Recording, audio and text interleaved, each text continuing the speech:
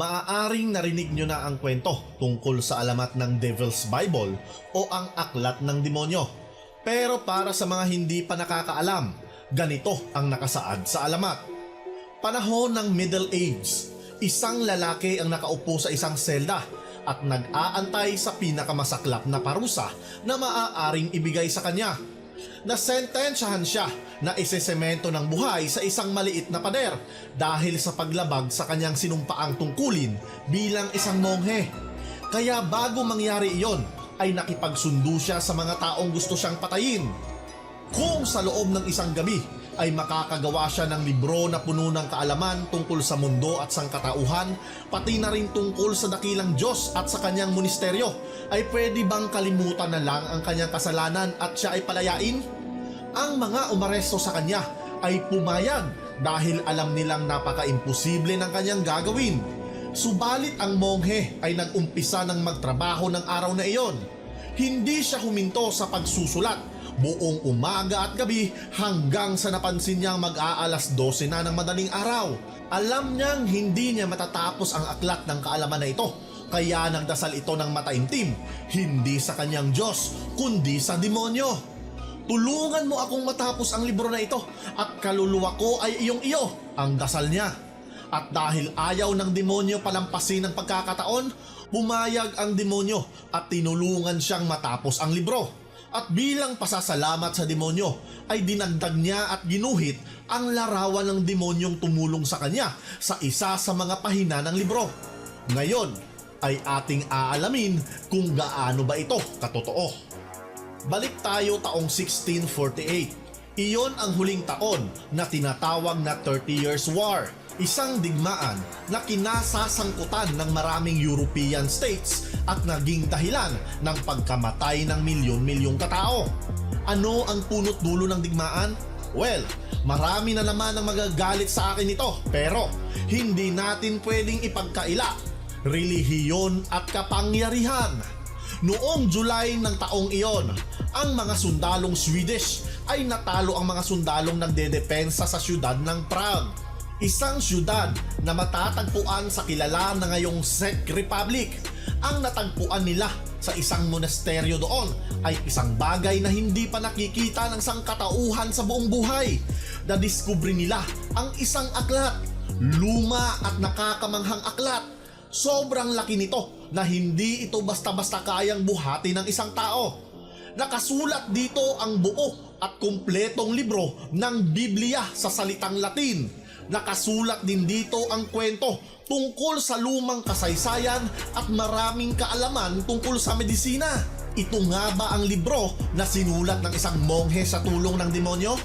Isa lang ang sigurado at hanggang ngayon, ito ang pinakamalaking medieval manuscript na nagawa at oo, sa loob nito ay nakadrawing ang larawan ng isang demonyo. Ang aklat na ito ay nakilala sa tawag na Codex Gigas mula sa salitang Latin na ibig sabihin higanting aklat. Ang 320 pahina ay gawa sa balat ng hayop.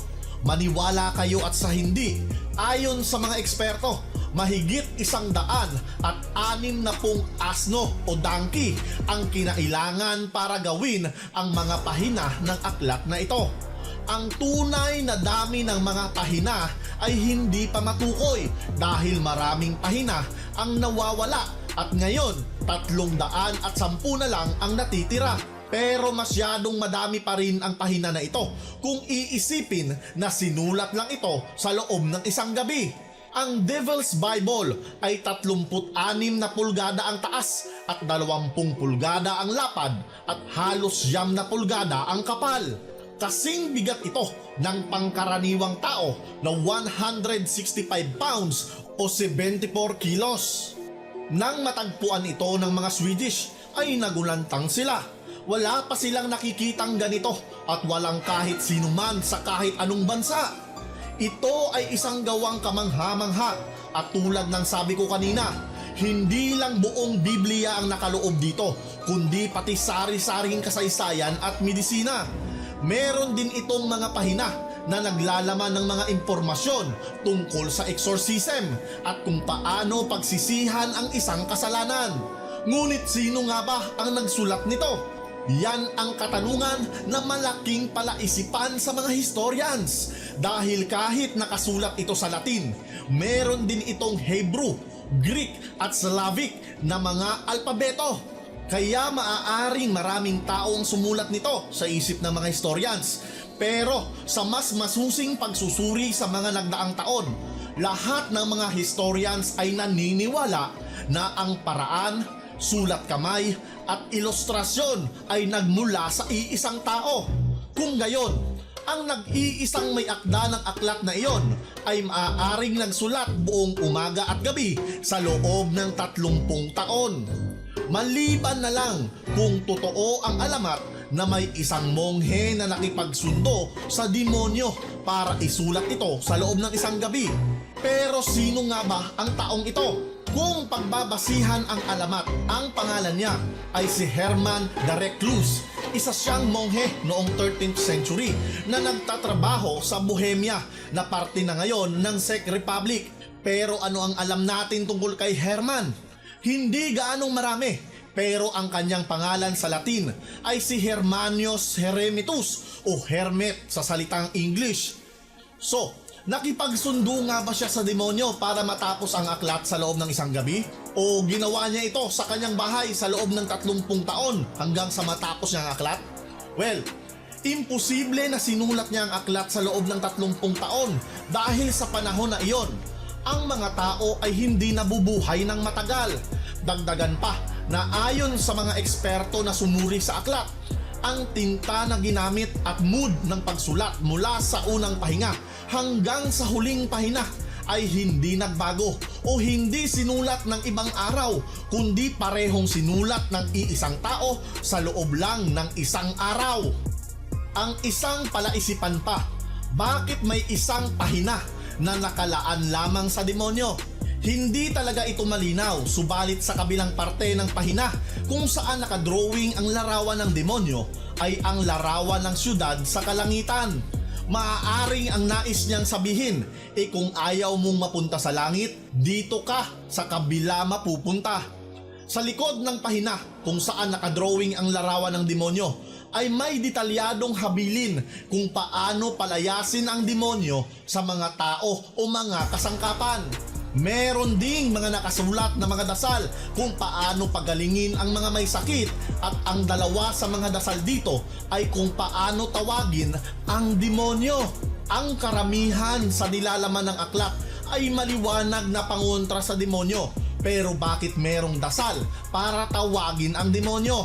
Well, ayon sa mga historian, ang dalawang dasal na iyon para tawagin ang demonyo ay maaaring nandoon para protektahan ang mga tao laban sa demonyo at hindi para samahan ang demonyo.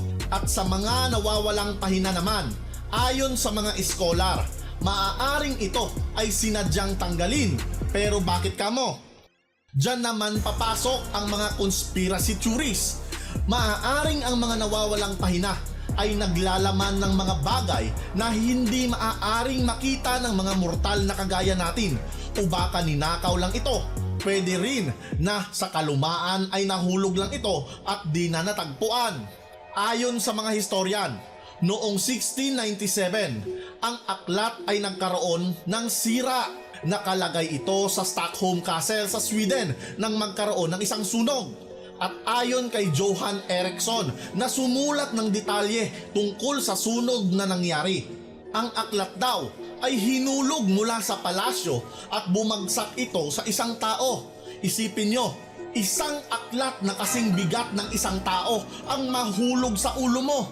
Ang aklat ay nanatiling intact hanggang sa matapos ang sunog. Ngunit napag-alaman na lang na ang ilang pahina ay nawawala. At dahil sa insidenteng iyon, naniniwala ang mga ibang tao na ang Devil's Bible ay may sumpa at magdudulot ng kamalasan at kapahamakan sa sino mang lalapit dito, kung saan ay hindi rin totoo. Dahil ang aklat ay nakadisplay ngayon sa National Library of Sweden sa Stockholm sa napakahabang panahon at hindi naman ito nagbigay ng kahit anong sumpa sa lugar. Isa pa, Libo-libong tao ang bumibisita sa museum araw-araw at personal na nalalapitan at nakikita ang aklat. At walang kahit isa sa kanila ang nakapagsabing sila ay dinapuan ng kamalasan. Kayo, ano sa tingin nyo? Naniniwala ba kayo sa alamat kung paano nagawa ang Devil's Bible? O kung hindi, paano sa tingin nyo nagawa ito? At sino ang tunay na may gawa sa aklat? I-comment lang sa ating comment section. Hanggang sa muli, ito nga pala ang Wheelers Inc. Bye-bye!